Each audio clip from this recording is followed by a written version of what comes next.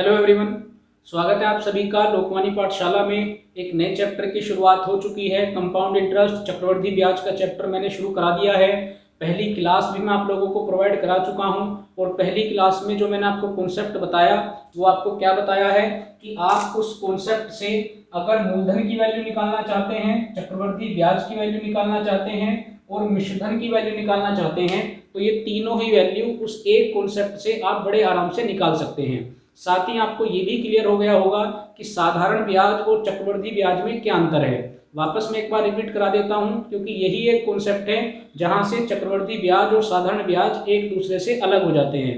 तो मैंने आपको क्या बताया था, सिंपली आप याद रखिए कि जो आपका साधारण ब्याज होता है वो आपको किस पर मिलता है, वो आपको हर बार मूलधन पर ही मिलता है। लेकिन जो आपका चक्रवृद्धि ब्याज होता है वो आपको कहाँ पर मिलेगा, पहले साल तो वो भी आपको मूलधन पर मिलेगा, लेकिन पहले साल में जो ब्याज इकट्ठा हो गया और जब आप दूसरे साल पर जाओगे तो आपको मूलधन पर भी ब्याज मिलेगा और आपको ब्याज पर भी ब्याज मिलेगा।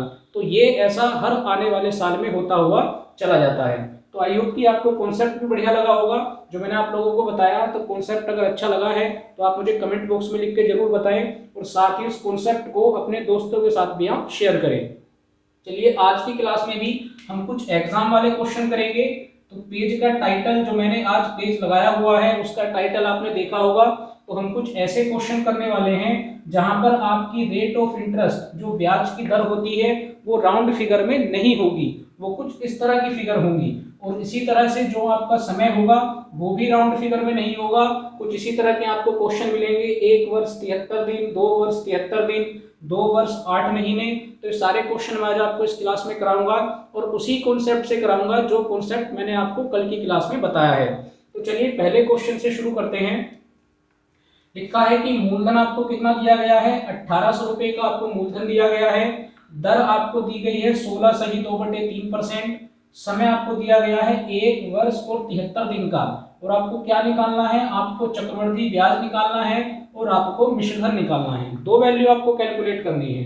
भाई हम शुरुआत कहाँ से करते हैं, तो सबसे पहले जो भी हमारे पास परसेंटेज होती है उसको हम किस में कन्वर्ट करते हैं, तो इसको हम फ्रैक्शन में कन्वर्ट करेंगे। और परसेंटेज वाले चैप्टर में ये सब मैं आपको सिखा के आया हूं कि कैसे हम प्रतिशत को फ्रैक्शन में बदलते हैं। तो अगर आप 16 सही 2/3 की फ्रैक्शन ब्रेक करते हैं तो भाई ये होती है 1/6। अब हमें सिंपली क्या करना है, देखो यहां पर आपके पास कंप्लीट 2 साल नहीं है, आपके पास कितने साल है, 1 साल है, यानी 1 वर्ष है और 73 दिन है। तो सबसे पहले आप क्या करेंगे कि जो आपका पहले वाला वर्ष होगा उसमें आपको सिंपली वैसे ही कैलकुलेशन चलानी है जैसे आप चलाते आ रहे हैं। भाई क्या था, जो आपका मूलधन था ये आपका क्या होता है, ये आपका मूलधन होता है। और ये क्या होता है, ये आपका मिश्रधन होता है। यानी जो आपका मूलधन था वो पहले कितना था, 6, और वो कितना बढ़ गया, तो वो 1 बढ़ गया। ये क्या होता है, तो ये आपका ब्याज होता है। कैसा ब्याज, चक्रवृद्धि ब्याज। तो ये बढ़ गया तो आपका मिश्रधन कितना बन गया, 7 बन गया। अब जब आप सेकंड ईयर पे आएंगे तो ये जो सेकंड वाला, ये जो दूसरे वाला साल है, ये पूरा साल तो है नहीं, इसके केवल कितने दिन हैं, तो इसके केवल 73 डेज हैं, केवल 73 दिन हैं। तो आपको क्या करना है कि जो आपको दिन दिए गए हैं उसको आप क्या कर लोगे, आप सिंपली उसको वर्ष में कन्वर्ट कर लोगे। तो सिंपल इंटरेस्ट की लास्ट वाली क्लास में मैंने आपको बताया था कि अगर आपको दिन को वर्ष में कन्वर्ट करना है तो आप इसे 365 से डिवाइड करेंगे, और अगर आप मंथ को अगर आप वर्ष में कन्वर्ट करते हैं तो आप 12 से डिवाइड करते हैं। तो फिलहाल मैं इसको कैलकुलेट करूंगा तो कितना आया, 1/5। इतना काम आप कर लेंगे। अब आपको क्या करना है, जो आपको रेट ऑफ इंटरेस्ट दी गई थी 16 सही 2/3, उसके हमने फ्रैक्शन कितनी बनाई, 1/6 बनाई। ठीक है, तो क्योंकि कंप्लीट ये पूरा साल नहीं है, केवल 73 दिन है, जिसको जब हमने वर्षों में कन्वर्ट किया तो कितना आया, 1/5। तो आपको सिंपली क्या कर देना है, इन दोनों की पहले आपस में मल्टीप्लाई करनी है। भाई फर्स्ट ईयर पे चलाया 6 से 7 हुआ, उसके बाद आप रेट लिखेंगे, जो भी आपको टाइम दिया गया है, महीने दिए जाएंगे तो भी वर्ष में कन्वर्ट करना है, दिन दिए जाएंगे तो भी वर्ष में कन्वर्ट करना है। इन दोनों की आपस में मल्टीप्लाई कर दीजिए, कितना आया, 1/30। तो दूसरे वाले ये जो आपको 73 दिन का ब्याज निकालना है, इसके लिए आपकी फ्रैक्शन क्या बन गई, 1/30 बन गई। तो आप क्या बोलेंगे, आप बोलेंगे पहले 30 था, अब कितना हो गया, 31 हो गया। बस आपको इतना काम करना है और वापस आपका वही कॉन्सेप्ट शुरू हो जाएगा। आप क्या करते हैं, तो आप इनकी गुना करेंगे। भाई गुना करेंगे, 30 की मल्टीप्लाई 6 में करेंगे तो कितना आएगा, 180। ठीक है, 31 की मल्टीप्लाई कर लीजिए तो ये आएगा 217। भाई 7 ही कम 7 और 7 दिया 21। अब आपको देखिए कि आपको क्वेश्चन में क्या वैल्यू दी गई है। तो आपको दिया गया है मूलधन का मान, तो हमारे अकॉर्डिंग मूलधन कितना है 180। तो 180 का मान आपको क्या दिया गया है, ये आपको दिया गया है 1800। भाई दोनों वैल्यू निकालनी है, ब्याज भी निकालना है, मिश्रधन भी निकालना है। तो कल मैंने आपको एक तरीका और बताया कि आप यहाँ से केवल 1 यूनिट का मान निकाल के ले आइए। अगर आप 1 यूनिट का मान निकाल के ले आते हैं तो आपके पास बड़ा आसान हो जाता है किसी भी वैल्यू पर कैलकुलेट करना। भाई 1 का मान आपके पास कितना है 10 है। क्या करना है आपको, अगर आपसे मिश्रधन पूछा है तो आप 217 का मान निकाल देंगे। तो अगर 1 की वैल्यू 10 होगी तो 217 की वैल्यू कितनी होगी, तो आप 217 में 10 की मल्टीप्लाई कर दीजिए। तो भाई ये कितना हो जाएगा, ये हो जाएगा 2170। क्या निकल के आया, मिश्रधन यानी अमाउंट निकल के आया। ठीक है, अब आपके पास जो आपका चक्रवर्ती ब्याज है उसको निकालने के भी दो तरीके हैं। भाई पहला तरीका क्या है कि आप इनका डिफरेंस देख लीजिए, इनमें कितना डिफरेंस आ रहा है। तो 217 आपका मिश्रधन है, 180 आपका मूलधन है। अगर आप इसको घटाएंगे तो ये आएगा 37, यानी आपके पास ब्याज कितना आया, तो ब्याज आपके पास 37 आया। यहाँ से जो इनका डिफरेंस होगा वही क्या होगा, वही ब्याज होगा। तो एक की वैल्यू कितनी है 10 है, तो 37 की वैल्यू कितनी होगी, तो भाई 37 में 10 से मल्टीप्लाई कर दीजिए तो कितना हो जाएगा 370 हो जाएगा। आई होप की बात आपको समझ में आई हो। हम यहाँ से भी कैलकुलेट कर सकते हैं। भाई मिश्रधन हमारा कितना आ चुका, 2170 आ चुका। अगर मैं इसमें से मूलधन को घटा दूंगा, भाई अगर इसमें से 1800 रुपये को मैं कम कर दूंगा तब भी क्या आ जाएगा, तब भी मेरा ब्याज निकल के आ जाएगा। कैलकुलेट कर सकते हैं, यहाँ से भी कितना आ रहा है, तो यहाँ से भी 370 रुपये ही आएगा। तो आई होप कि आपको समझ में आया हो। इन चीजों को देख के आपको बिल्कुल भी घबराना नहीं है कि 73 दिन दिए गए हैं, महीने दिए गए हैं, या मुझे जो परसेंट दी गई है वो राउंड फिगर में नहीं दी गई है। आपको केवल अपने कॉन्सेप्ट से चलना है। और ये आप याद रखिए कि यहाँ से आप 3 वैल्यू को निकाल पाएंगे, मूलधन, चक्रवृद्धि ब्याज और मिश्रधन। इसके बाद आगे क्लासेस में क्या होने वाला है वो सब मैं आपको आने वाली क्लास में बताता रहूंगा। तो चलिए पहला क्वेश्चन आराम से नोट कर लीजिए, फिर दूसरे क्वेश्चन की तरफ चलते हैं।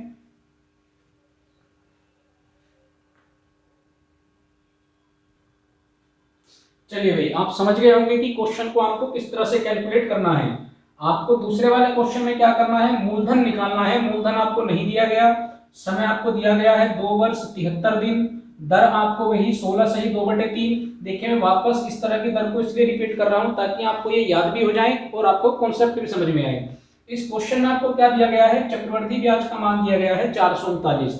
तो अभी हम 16 सही 2/3 की फ्रैक्शन ब्रेक करके आए हैं, कितनी है 1/6 है। तो इस बार आपको 2 वर्ष 73 दिन दिए गए। इसका मतलब आप 2 साल तक वैल्यू को बड़े आराम से चला सकते हैं। भाई 6 था, ये आपका क्या है, ये आपका मूलधन है, और ये आपका क्या है, ये आपका मिश्रधन है। तो वो 6 था, कितना बन गया पहले साल में, तो पहले साल में 7 बन गया। ठीक है, दूसरे साल पर कैलकुलेट करेंगे तो वापस आप क्या कहेंगे, 6 से कितना बन गया, तो 6 से 7 बन गया। अभी तीसरे साल पर हमें क्या करना है कि तीसरे साल पर पहले आपको जो भी ये टाइम दिया गया है, अगर ये दिन है तो आप इसे वर्ष में कन्वर्ट कर लें, तो वे कितने बनेंगे 1/5, बिल्कुल पहले वाले क्वेश्चन की तरह। तो इसको अगर मुझे यहाँ पर तीसरे साल के लिए कैलकुलेट करना है तो जो भी आपके पास आपकी रेट की फ्रैक्शन है वो आप लिखेंगे, जितना आपने टाइम बनाया वो आप लिखेंगे, दोनों को कैलकुलेट करेंगे, कितना वापस हो गया 1/30। तो इसका मतलब अगर तीसरे वाले साल की बात की जाएगी तो आप क्या बोलेंगे कि भाई मूलधन 30 था, मिश्रधन कितना हो गया 31 हो गया। इतना आपको काम करना है। ठीक है, ये सब आप अभी करके आए हैं। 6 और 6 की अगर आप मल्टीप्लाई करेंगे 36 की मल्टीप्लाई अगर आप 30 में करेंगे तो ये बन जाएगा 1080। भाई 36 किया 108 और एक 0 बच जाएगी। अभी आप कितनी मल्टीप्लाई करके आए थे, तो यहाँ से कितना आया था 217 आया था। ठीक है, इसमें आप किससे मल्टीप्लाई कर लीजिए, 7 से मल्टीप्लाई और कर लीजिए। तो 7 7 49, 4 बचेंगे, 7 ही 7 और 4 11, 1 बचेगा, 7 दूनी 14 और कितने हो जाएंगे 15। तो ये तो आपके पास क्या आ चुका, मूलधन आ चुका। इधर आप कैलकुलेट करेंगे तो ये आपके पास क्या आ जाएगा, ये आपके पास मिश्रधन आ जाएगा। ठीक है, आपको क्वेश्चन के अंदर क्या दिया गया है, आपको चक्रवृद्धि ब्याज की वैल्यू दी गई है। तो भाई चक्रवृद्धि ब्याज हम कैसे कैलकुलेट करेंगे, तो 1519 में से अगर मैं 1080 को माइनस कर देता हूं तो मेरे पास क्या आ जाएगा, मेरे पास चक्रवृद्धि ब्याज आ जाएगा। कैलकुलेट कर लीजिए, यहाँ से कितना बचेगा 9, 11 में से 8 गए कितना बचेगा 3, और यहाँ से कितना बचेगा 4। एग्जैक्ट हमारी भी वही वैल्यू आई है जो आपको क्वेश्चन में दी गई है। तो बहुत बढ़िया है भाई, सीधा 439 का मान कितना रख दीजिए, 439 रख दीजिए। ठीक है भाई, 439 ही हमारा आया और चक्रवृद्धि ब्याज भी 439 है। इसका मतलब हमें कैलकुलेशन करने की जरूरत नहीं है। क्यों? क्योंकि अगर ये 439 है तो 100% जो आपका मूलधन है वो कितना आएगा? 1080 ही आएगा। कैसे भाई? आप क्या निकालेंगे? आप लिखोगे भाई 1080 का मान कितना, तो जब ये कंप्लीट कट ही रहा है, 1 1 ही हो गया दोनों साइड, तो इसका मतलब कैलकुलेशन करने के बाद भी क्या आएगा? 1080 आएगा, जो कि पहले से लिखा हुआ है। तो इस क्वेश्चन के अंदर क्या हुआ कि जो हमने कैलकुलेट किया वो हमारे क्वेश्चन से ही मैच कर गई वैल्यू। तो हमारा चक्रवृद्धि ब्याज यहाँ भी 439, हमने भी 439 कैलकुलेट किया, तो मूलधन ऑटोमेटिक कितना आ गया? 1080 रुपए। आई होप कि दोनों क्वेश्चन आपको अच्छे से समझ में आए हैं। चलिए क्वेश्चन नंबर 3 देखते हैं।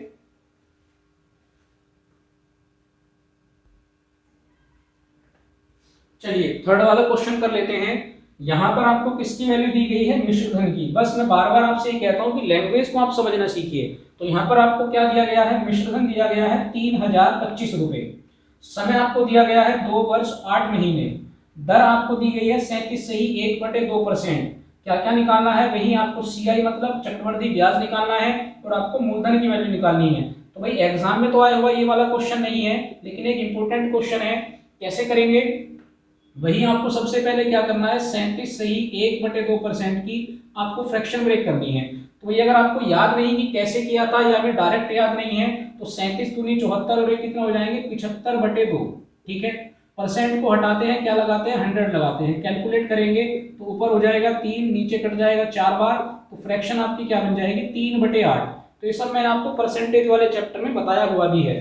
तो हमें सिंपली क्या करना है भाई? 2 वर्ष हमारे कंप्लीट हैं, तो हम क्या बोलेंगे कि पहले साल जो मूलधन था वो कितना था? 8 था, तो मिश्रधन कितना हो जाएगा? 3 बढ़ गया। इस बार 1 नहीं है 3 है, तो कितना हो जाएगा? 11 हो जाएगा। सेकेंड ईयर की अगर बात करेंगे तो वापस हम क्या लिखेंगे? 8 से कितना हो गया? 11 हो गया। लेकिन जब हम थर्ड ईयर पे जाएंगे, जब हम तीसरे साल पे जाएंगे, तब हमें क्या करना है? ये तीसरा साल कंप्लीट नहीं है, आपके पास केवल 8 महीने दिए गए हैं। तो भाई महीनों को वर्ष में कैसे कन्वर्ट करेंगे? तो अब 12 से डिवाइड करना है। कैलकुलेट करेंगे कितना हो जाएगा? 2/3 वर्ष बन जाएंगे। ठीक है, और इनकी आपकी कैलकुलेशन आपकी किसके साथ होगी? तो जो आपने फ्रैक्शन बनाई हुई है, तो 3/8 के साथ 2/3 की आप गुना कर दीजिए। 3 से 3 कैंसिल आउट होगा, इससे कटेगा 1/4 बार। तो आप क्या बोलेंगे तीसरे साल के लिए कि मूलधन कितना था? 4 था, और वो कितना बन गया? 5 बन गया। बस यहाँ से आप वापस अपने कॉन्सेप्ट पे आ जाते हैं। तो भाई आपको सिंपली गुना कर लेनी है।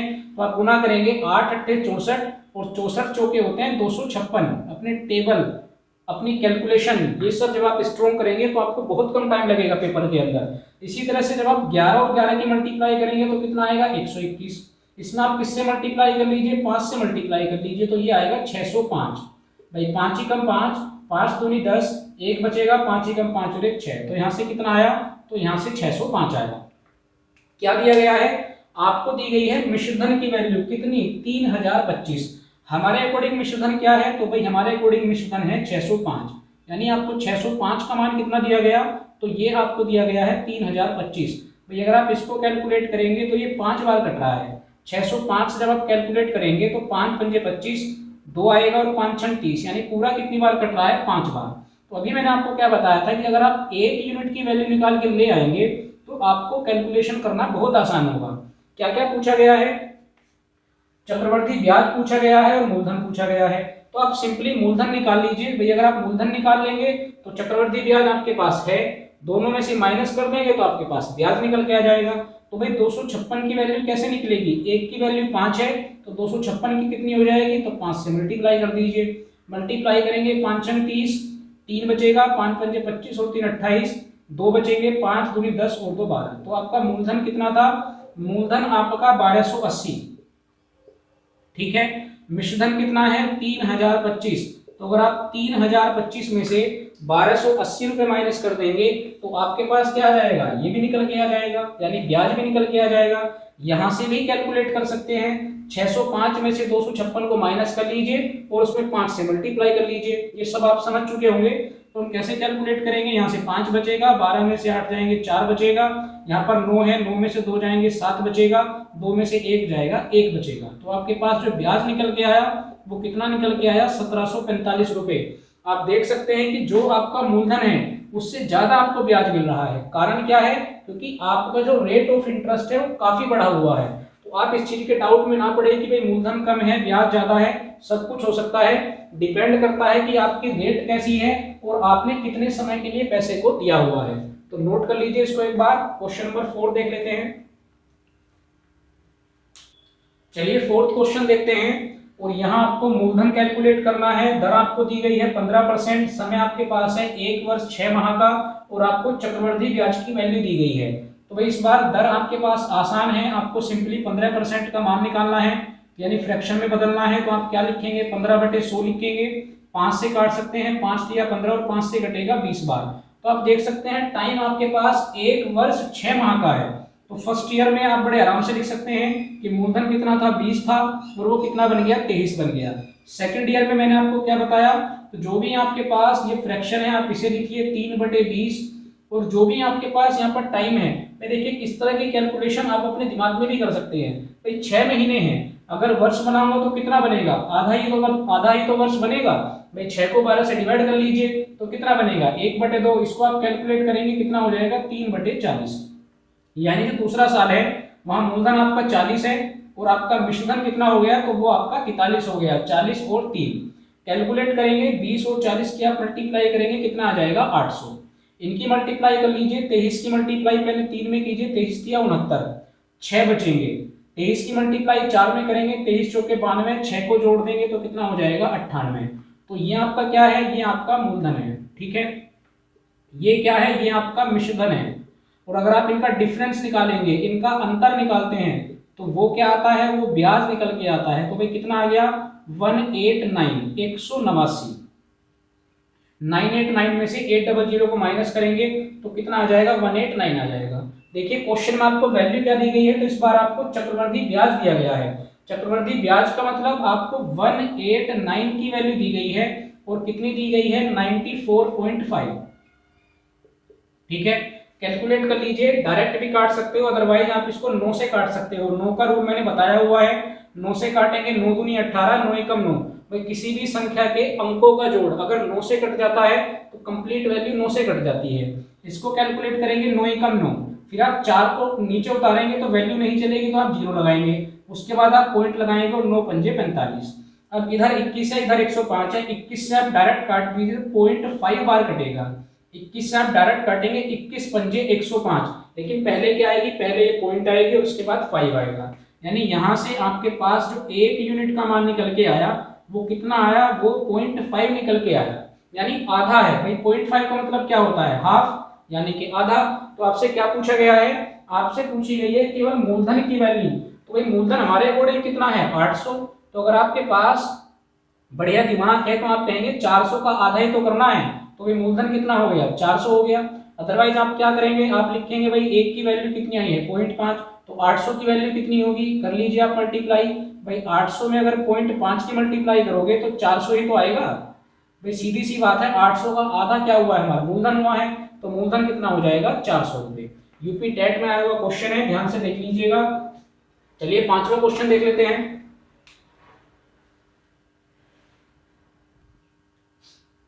चलिए भाई लास्ट वाला क्वेश्चन देखते हैं। थोड़ा इन बाकी 4 वाले क्वेश्चन से अलग है, लेकिन कॉन्सेप्ट वही रहेगा। एक बार क्वेश्चन को पढ़ लेते हैं। मूलधन दिया गया है 8000 रुपए, दर दी गई है आपको 10%, समय दिया गया है 1/1/2 वर्ष, यानी 1 साल और 6 महीने। अभी तो आप पढ़ के आए हो, भाई 6 महीने को आप क्या लिख सकते हो, 1/2 भी लिख सकते हो।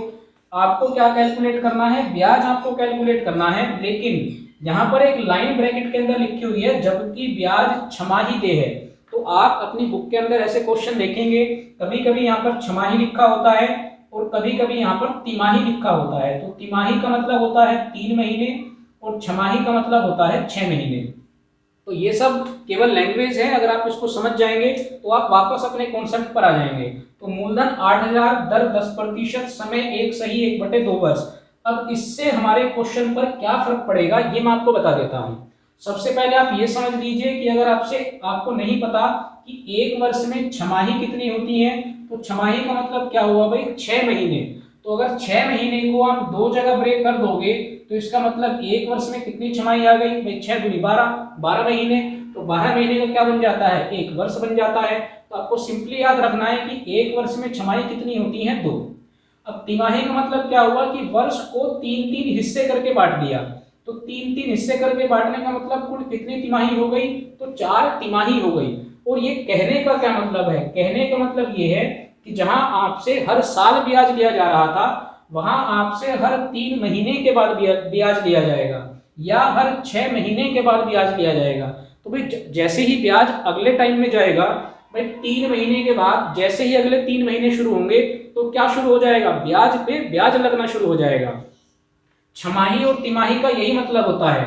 आपसे कहा गया कि ब्याज को छमाही काउंट करेंगे, तो भले ही आपको समय तो वर्ष में दिया गया है, लेकिन जो आपका ब्याज लगेगा वो 6 महीने के बाद ही बढ़ना शुरू हो जाएगा। अगले 6 महीने आते रहेंगे, आपको मूलधन पर भी ब्याज मिलता रहेगा, आपको ब्याज पर भी ब्याज मिलता रहेगा। अब बात आती है कि क्वेश्चन को करना कैसे है, तो इसी कॉन्सेप्ट से करना है और आपको कहाँ कहाँ चेंजेस करने हैं वो मैं आपको बता देता हूँ। देखिए दर आपको दी गई है 10%, ठीक है। जो भी आपको रेट दी जाएगी, जो भी आपको दर दी जाएगी, अगर क्वेश्चन में लिखा है कि आपको छमाही कैलकुलेट करना है तो आप अपनी दर को, छमाही का मतलब क्या हुआ 2, आप 2 से भाग कर देंगे। अगर लिखा है तिमाही कैलकुलेट करना है तो आप दी गई दर को 4 से डिवाइड कर देंगे, जितनी तिमाही होगी उससे डिवाइड करेंगे, जितनी छमाही होगी उससे डिवाइड करेंगे। तो एक वर्ष में 2 छमाही है तो 2 से अगर हमने डिवाइड कर दिया तो दर कितनी बन गई, तो दर बन गई 5%। बात क्लियर है। छमाही कहा गया तो जो भी हमारी रेट है उसको हमने क्या कर दिया, आधा कर दिया। डायरेक्ट आप याद रखें, हम दर को क्या कर देंगे, आधा कर देंगे। बात आती है समय की, समय का क्या करेंगे, तो भाई समय आपके पास है 1 वर्ष 6 महीने, या जो क्वेश्चन में दिया गया है आपको क्या लिखा गया है, 1 सही 1/2, यही तो लिखा है भाई। अगर आप इसको कैलकुलेट करेंगे 2 एकम 2 रे कितना बन जाएगा, 3/2 बन जाएगा।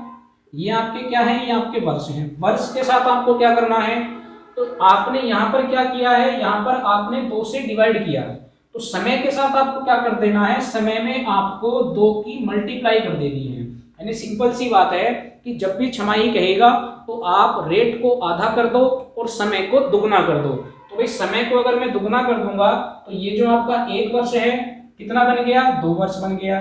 ये जो आपके 6 माह थे डबल करने के बाद कितने हो गए, 1 वर्ष हो जाएंगे। तो कंप्लीट कितना हो जाएगा, 3। यहाँ से भी देख सकते हैं आप क्या आया, तो ये आपके 3 वैल्यू आ गई। और अब ये क्या बन गए हैं, तो ये आपकी छमाही की दर बन गई और ये आपका छमाही का समय बन गया, ठीक है। ये आपकी छमाही की दर बन गई और ये आपका छमाही का समय बन गया। चलिए भाई यहां तक की बात आपको समझ में आ गई। तो रेट आपकी क्या बन चुकी है, 5%, और जो आपका समय है वो कितने बन गए, 3 छमाही उसके अंदर आ चुकी। बस अब आपकी वही कैलकुलेशन है भाई, 5% की अगर फ्रैक्शन ब्रेक करूंगा तो कितनी हो जाएगी, 1/20। और ये वैल्यू आपको कितनी बार चलानी है, तो आपको 3 बार चलानी है, क्योंकि 3 छमाही आपको कैलकुलेट करनी है। तो क्या बोलेंगे आप कि पहले कितना था, 20 था, वो कितना बन गया, 21 बन गया। दूसरे साल में भी 20, कितना बन गया, 21 बन गया। तीसरे साल में भी 20 और कितना बन गया, 21 बन गया, ठीक है। 3 साल आपके कैलकुलेट हो चुके। इधर आप कैलकुलेट करेंगे तो ये आपके पास आ जाएगा 8000, ठीक है। यहां पर आप कैलकुलेट करेंगे तो ये आएगा 9261। भाई 21 और 21 की अगर आप मल्टीप्लाई करते हैं तो आता है 441। 441 में अगर आप 21 की मल्टीप्लाई करेंगे तो वो आ जाएगा 9261। अब आप ये देखिए कि जैसे आपने क्वेश्चन नंबर 2 किया था तो यहाँ पर आपको जो वैल्यू दी गई थी वही वैल्यू आपकी यहाँ पर मैच कर रही थी, भाई ऐसा ही कुछ हुआ था। तो अगर आप इस वाले क्वेश्चन को देखते हैं तो मूलधन क्वेश्चन के अंदर भी 8000 है और मूलधन यहाँ भी 8000 है। तो क्या हम डायरेक्ट आंसर नहीं दे सकते, बिल्कुल दे सकते हैं। भैया आप लिखोगे कि 8000 का मान कितना होगा, तो आप लिखोगे 8000 का मान 8 होगा। तो जब एग्जैक्ट वैल्यू भी मैच कर रही है इसका मतलब इस बार भी डायरेक्ट आपके आंसर ही निकल के आ रहे हैं। तो ये क्या आया है, ये आपका मिश्रधन निकल के आ गया, ठीक है। क्या पूछा गया है, आपसे पूछा गया है ब्याज। तो सिंपली क्या कीजिए, 9261 में से किसको माइनस कर दीजिए, 8000 को माइनस कर दीजिए। तो कितना आ जाएगा, 1261 रुपए। यानी जो दोनों का अंतर है वही आपका क्या है, वही आपका ब्याज है। एक बार नोट कर लीजिए। चलिए भाई आज आपकी ये सेकंड वाली क्लास भी कंप्लीट होती है कंपाउंड इंटरेस्ट की। आपको बड़े आराम से कॉन्सेप्ट मैंने समझाए हैं, अपनी बुक से आप बढ़िया से क्वेश्चन कीजिए। और ये बात आप अच्छे से समझ चुके हैं कि आपसे कैसा भी आपको समय दिया गया हो, कैसी भी आपको ब्याज की दर दी गई हो, आप 3 वैल्यू को बड़े आराम से कैलकुलेट कर लेंगे, मूलधन, मिश्रधन और चक्रवर्ती ब्याज। आई होप कि आपको कोई दिक्कत भी नहीं आएगी इन 3 वैल्यू को आराम से निकालने में। अगली क्लास के अंदर मैं वापस आप लोगों के लिए इंपॉर्टेंट क्वेश्चन लाने वाला हूं, नया कॉन्सेप्ट मैं आप लोगों को बताने वाला हूं। तो तीसरी क्लास आप जरूर देखें, बिल्कुल भी मिस ना करें। और अगर आपने अब तक पहली क्लास को नहीं देखा है तो उसका लिंक भी मैंने डिस्क्रिप्शन बॉक्स में डाल दिया है, उसको आप अच्छे से देख लीजिए, कॉन्सेप्ट को समझ लीजिए। अगर ये कॉन्सेप्ट आप लोगों को अच्छे लग रहे हैं, क्वेश्चन आप बुक से कर पा रहे हैं, तो आप चैनल को सब्सक्राइब जरूर करें। लोकवानी पाठशाला हमारे चैनल का नाम है, खुद भी सब्सक्राइब कीजिए, अपने दोस्तों से भी कराइए ताकि उनको भी नए कॉन्सेप्ट की जानकारी हो। तो आज की क्लास में इतना ही है। अगली क्लास में नए क्वेश्चन और नए कॉन्सेप्ट के साथ आप लोगों से फिर से मुलाकात होगी। Thank you.